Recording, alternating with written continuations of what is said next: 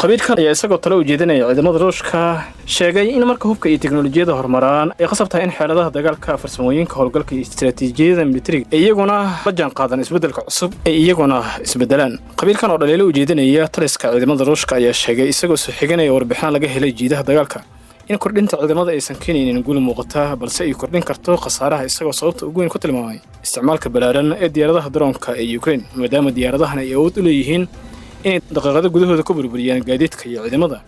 inay wax badan ka bedeleen qaababkii